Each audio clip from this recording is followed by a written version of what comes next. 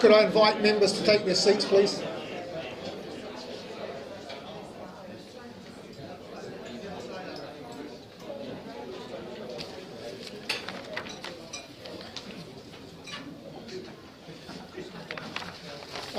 Members, I'd like to invite James to introduce our speaker, Kirk Hope, as you can see on the slide, Chief Executive Business New Zealand, the Outlook for Growth and Success in New Zealand in 2017.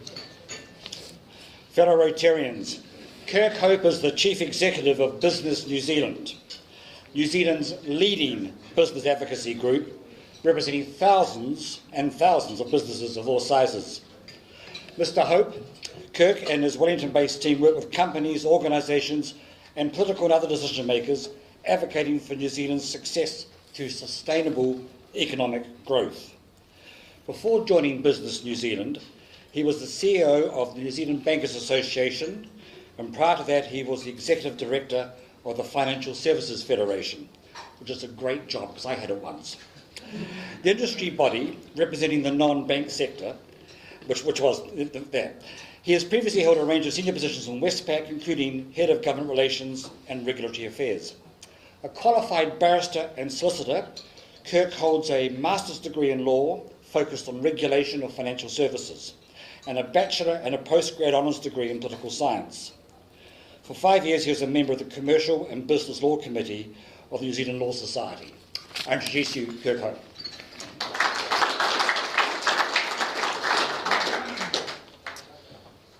Thank you, James. It's a very nice introduction, and it's great that we share a history.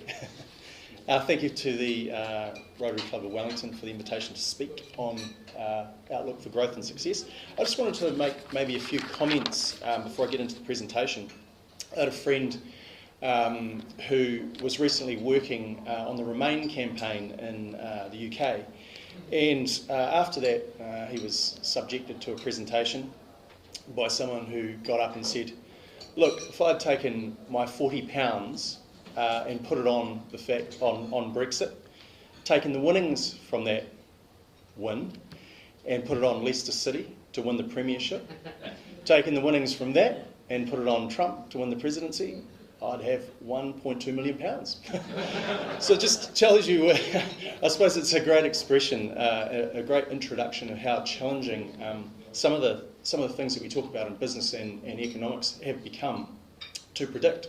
And I've kind of, I was having a brief discussion with Matthew, James and Mark before lunch, and I was describing it as something that I've never seen before in terms of the decline of rationalism in politics and the impact that it's certainly having on the business and economic outlook around the world. And if you try and analyse, I think, what's happening globally in politics in the way that we have done in the past, that is using rational tools, will probably fail, because actually you can't use facts and figures to convince people that they're getting better off. And that is a real challenge, as we discussed, Martin. In fact, what you need to do is help them feel better off. And that's probably one of the things that business, government and institutions need to learn about last year, and I think they've got a long way to go. So those are some preface comments before I get into the rosy world of business and economic outlook. So how do we compare with other countries and things like growth and prosperity? We get regular reports on this through international rankings and research. Recently, New Zealand got ranked first in the world for ease of doing business, which is great. We routinely get in the top places for things like freedom from corruption, environmental values and so on. And we recently got another first place in the Prosperity Index, which again I think is a really great reflection of what life is like in New Zealand, which many other countries don't have the benefit of at the moment. So the Prosperity Index is an overall measure of things like business, education, health, environment and employment. So we can say that New Zealand is doing pretty well, I think. And it's certainly true that we're doing better at economic growth in terms of 3.6% than most other developed nations. But we could be doing better. So if you look at our GDP per capita, which is another measure of business and economic success, So GDP obviously measures the value of all the goods and services produced by a country. It measures productivity and the value added by the productive sector. GDP per capita is probably the best measure of economic success and how well business is doing. On this scale, I think we're well below where we'd like to be. If our GDP per capita is low, it's obviously harder for us to afford a good standard of living. It's harder to afford good schools, hospitals, high quality medical treatment, hip operations, good roads and infrastructure. So this is an important graph for us at Business New Zealand because a lot of what we get involved in is aimed at producing a high level of growth and prosperity. Another measure where we're not doing particularly well in is levels of household debt. So obviously we've got very low levels compared to a lot of other economies around the world in terms of government debt. So that's pretty good. It's under 25% of GDP. And it's been reduced steadily by the government's pretty prudent fiscal management over what have been some pretty challenging years. So New Zealand's level of household debt, though, is very high at 88% of GDP. So we're the sixth highest in the world in terms of household debt. So that means obviously New Zealand households could be in trouble. Many New Zealand households could be in trouble if interest rates went up substantially, and interest rates are expected to go up this year, and they've already started to move, and retail banks have already started to move their rates up. So I guess household indebtedness, why do we care about this? Well, we care about it if it turns to custard for individuals and families. But household indebtedness is also a symptom of an economy that needs more growth. And one of the challenges for New Zealand is, and it's been a long-term challenge, is that the level of capital that we put into business is quite low by international standards, which obviously impacts our productivity. This is one collateral part of that story. So obviously we need to do better in terms of the way that we encourage the use of capital in New Zealand. So what are some bright spots? Where do we get our money from, really? Most of our growth comes from manufacturing and services, and I'll get onto the services slide next. So manufacturing is obviously an important source of growth. People kind of tend to think that that New Zealand manufacturing is not very big, but actually it's one of our biggest sectors. It makes up a large part of our economy. Our biggest sector is probably food manufacturing, obviously. All the food products that are made for international and domestic markets, meat, dairy, wine and fruit products. So, but we've also got a thriving manufacturing industries, other thriving manufacturing industries producing engineered products, plastics, high-tech products, health supplements, nutraceuticals, chemical products and other goods. And in fact, our manufacturing sector has grown really significantly, probably in the last 4 to 5 years, predominantly around technology. So this picture shows you the level of expansion of our manufacturing sector, and it comes from our historical survey that we've run for probably about 12 or 13 years. Where the black line's above the 50 mark, it shows that the manufacturing sector's expanding. Where it's below the 50 mark, it's contracting. So if you compare, sorry, the lines are probably a bit close in colour together, but New Zealand, from a manufacturing perspective, has outperformed Australia for quite some considerable period of time. So since the global financial crisis, New Zealand's manufacturing sector has been in expansion. Whereas if you look at Australia, for example, and I'll try and use this pointer, I think, it's had a very challenging time and is only just starting to match the level of expansion that we've had here. So it's quite a pretty a reasonably rosy picture actually, and not one which is told that often or that well. So manufacturing, why is it important? Actually, because it can be taken as a proxy for the economy overall, and so it shows our economy is in pretty good shape. And so the other graph that we run, the other survey that we run is the performance of service industries as well. So the service sector includes a lot of businesses that contribute quite a lot to economic growth. So tourism, international education are a couple of key examples at the moment. And if anyone's, presume you've been on some form of holiday, but just anecdotally, I was in New Plymouth because my mother and stepfather live there, and I love the place. It's fantastic. And never have, in all my time going to New Plymouth, have I ever not been able to get a seat in a cafe, and the place was just humming, which is fantastic. So I've probably replicated that experience, or had that experience replicated all around the country in terms of the tourism that we're experiencing.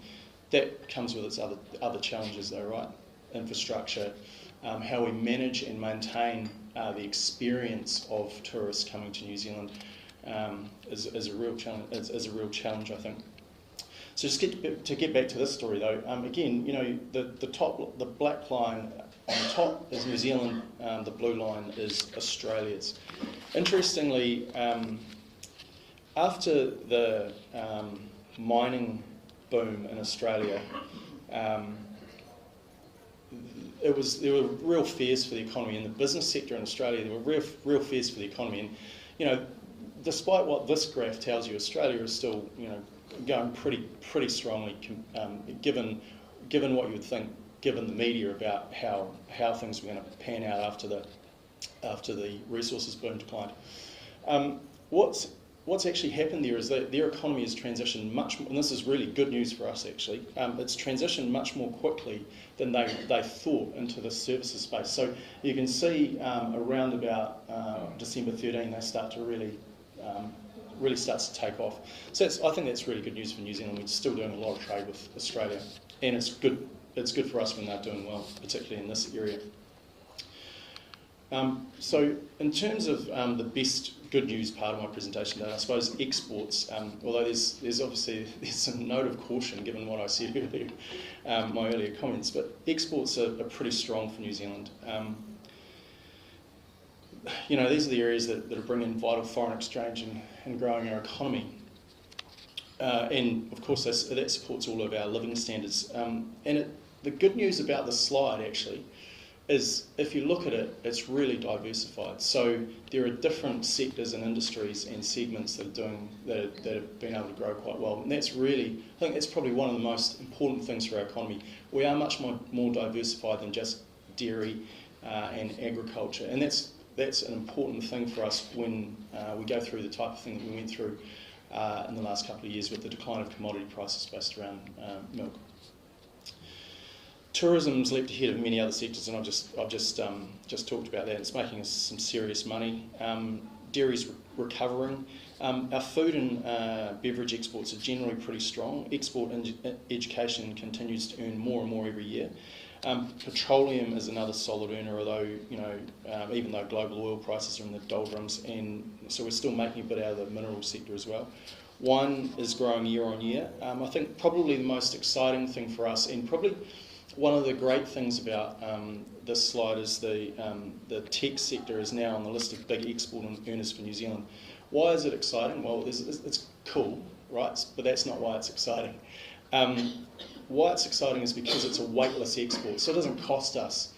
We can export it to very cheaply and very easily to greater markets, to larger numbers of people, to increase our export earnings much more quickly than we could with commodities. So I think, you know, when people get wound up in tech, there's a good reason for it.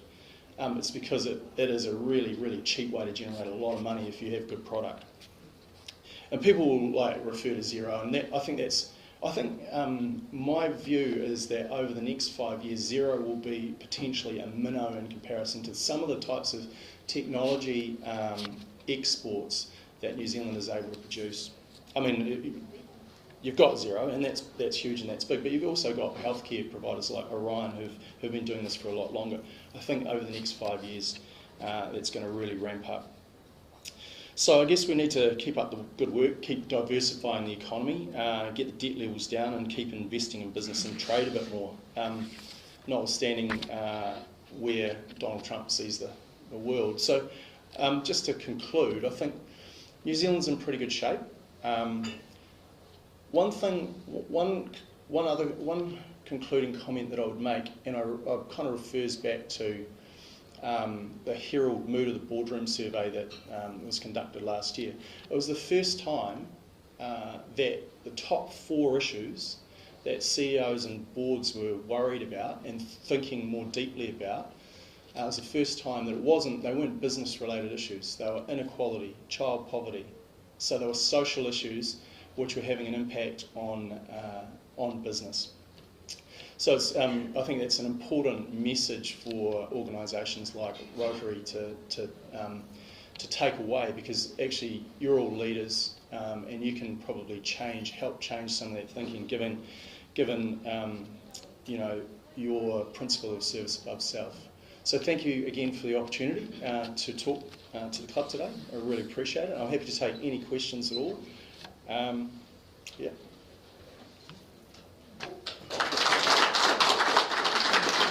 Stay here.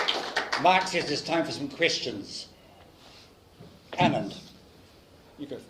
Thank you for your presentation. An early point you made was about household debt. Yep. I found myself mulling that over. What is the definition of household debt? Is it the amount that New Zealanders have on mortgage? Is it the amount they spend on consumer goods? How does household debt arise, and how does it get to be such a big bulge on that graph that you exhibited? Yeah, that's a really good question. I guess it's so what it is, it's an aggregation of what's called consumer debt, which is unsecured debt, which is credit card debt effectively. We'll call it credit card debt, but it might be for vehicle financing, and then mortgage. So it's just an aggregation of those three figures. How did it get to be so big? I could give you a thesis on how global banking capital standards have impacted that graph, but I won't bore you with that. Needless to say, I think there's some challenges in the way that capital rules are set up in terms of the way in which money is then intermediated through the banking system, which probably doesn't serve too many economies that are made up predominantly of small businesses very well. So it's a big challenge. And because we don't have, in New Zealand, just to add onto this point, because we don't have deep capital markets, and a lot of investment is intermediated through the banking sector, I think that's a more significant challenge for us than it might be for even economies like Australia. So, Thank you. More questions? Richard. Probably a continuation on the banking thing, given your own experience and banking background. The housing bubble, which is so much finance driven and mortgage driven, and the awkward issue now where teachers are difficult to find because they can't afford to live there. yeah. You've got some observations on just the way in which the finance sector has contributed to that, and what other steps government should be taking? Yeah, I think it's actually an incredibly challenging conundrum, and I'm not sure that, other than what the government is doing and talking more about it, and perhaps building more houses. I mean, if you think that the housing market, my view is that bubble is an overused term, so I don't think Auckland in particular is a housing market bubble, because actually there's a long tail of and a large gap between supply and demand, which is obviously affecting price. Until you get to the point where you can meet that kind of 25-year deficit in supply, there's real troubles around price. So I'm not sure I buy too much into the whole correction argument either, because I mean, the three things that would probably impact the housing market and create a correction are a huge decrease in demand, so immigration pegging off, interest rates rising, and a whole bunch of houses being built. And it could happen in 5 years, but I don't think it's imminent for those reasons. I mean, interest rate rises are going to be quite manageable. Immigration, there will be some tapering off of immigration, there's no doubt about that, given where the government will be probably forced to go politically. And then there's the building program, and that's still got a long way to run. But I don't think it's a conundrum that is immediately solvable. But we can think about it better for the long term, and I think that's probably where we need to be putting our policy thinking to. Notwithstanding that, you've got to deal with the immediate political issue, which is parties putting pressure on the government to do something. Thank you. President-elect. Great presentation and interesting background with your regulatory and business. Your tail end comments were about corporates being worried about social issues. From your New Zealand business perspective, what's your view about corporates paying their share of tax, both New Zealand corporates and global corporates that are making these mega profits but paying very little tax? Non-negotiable, really. I mean, I think we've said publicly that businesses need to meet their obligations, because that is in some way, shape, or form the way in which you can deal with some of the other issues, some of the other challenging issues that social issues that New Zealand faces, and that CEOs and boardrooms are worried about. So it's really a non-negotiable. Is there anything Business New Zealand can do to help facilitate that faster? Well, I mean, I guess we've been involved in, which is what we do as a lobbying group. I mean, we've been involved in policy processes in relation to that. So my predecessor, Phil O'Reilly, sits on as the chair of a global business lobby group that has a formal role into OECD, which is looking at this awfully titled thing called base erosion profit shifting, which is effectively what we're talking about, large corporates being able to move where their operations are to minimise their tax obligations. So I mean, he's been deeply involved in that. So we're lucky to have that level of, I think, of expertise at an international level, because bear in mind, this is going to be solved by New Zealand alone. There has to be a global solution to it. And I think, countries are, the OECD itself has started to make some moves which have enabled countries to start to prepare for the types of things that will prevent tax minimisation by large corporates, large global corporates. Any more questions? What I'd like to say is that we've in the last few years we've had Phil O'Reilly speak to us twice, and now having heard you speak today, I'm filled with quite confidence that New Zealand's on the right track. That was a very confident address you gave us on how to do business in New Zealand. It shows that the future is looking bright. To some extent, we are victims of what is around us and overseas, as well as what happened there. But to see those new businesses coming through on your charts, such as technology, and seeing the impact that tourism is now having, equal up there with dairy, is really quite impressive and quite reassuring. I enjoyed hearing you speak, my boy, and I've got a nice little present here for you, some chocolates and some half-price admissions to various things around Wellington, and we thank you very much. Cheers.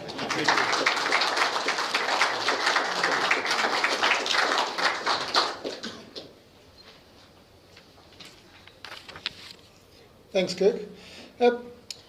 Members with interesting events.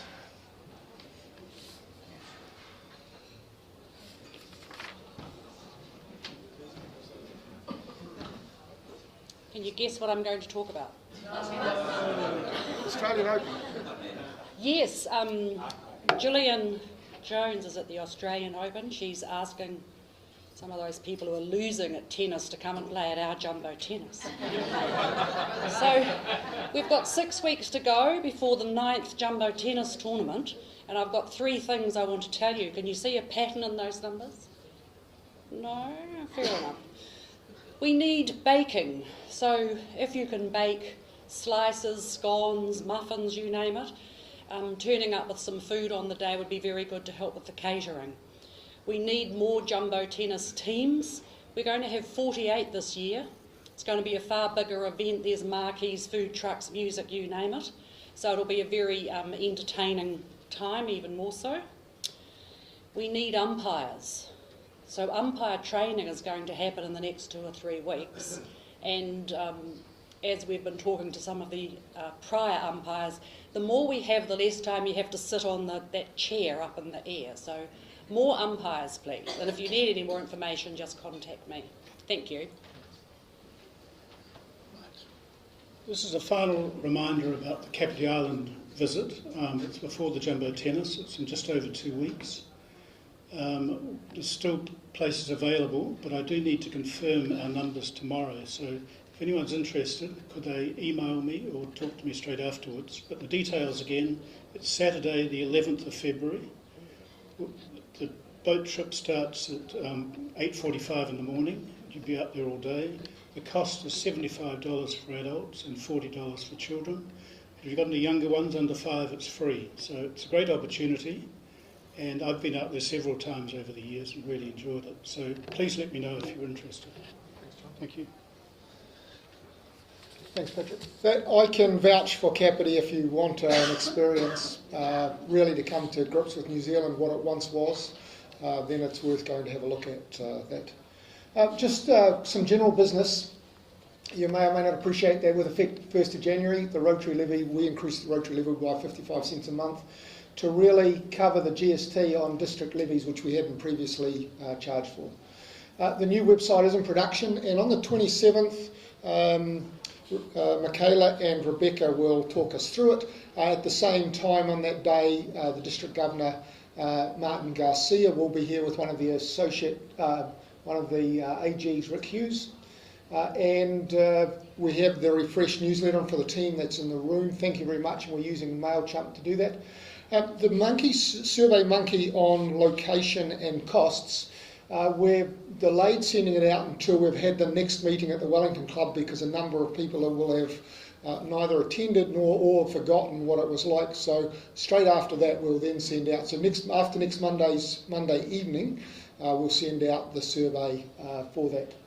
We are part of forming a Wellington Central Probus Club, and its first meeting will be in February. We are the sponsor club for a new Probus Club, if you understand the links between the two organisations. The Centennial, there is two parts to the Centennial. The international group, rotavirus is the agreed best all-round project, and it's being progressed, and we'll give you a further update of how we help eliminate rotavirus across 6 countries in the Pacific to start with. And we'll probably host the next committee meeting of the Centennial International Project Group. And you met Julia before, and research and our Centennial projects continue. Thanks, Patrick. Speakers in advance. Next week is Judge John Walker, the Principal Youth Court, and Susan's informed us that the topic is complexity of youth offending. The more we know, the harder it gets. Just to remind you, that's next Monday evening at the Wellington Club. And then you can see the next 4 meetings after that, with, as I say, 27th is a club day where we'll cover the website, visit by the District Governor, and a discussion on the cost and venue for our club. Next slide, please. John covered Kapiti, Helen covered jumbo tennis. There is a World Women's Conference in March 2017 in Auckland, and then the district conferences in New Plymouth, Anzac weekend. Are there any other thoughts from members before I pull it together?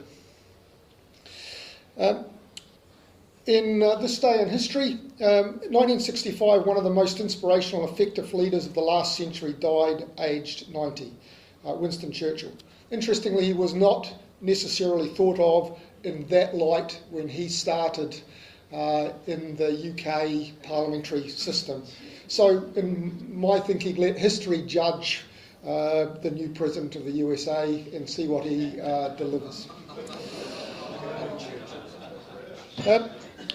So see you all in the next few weeks.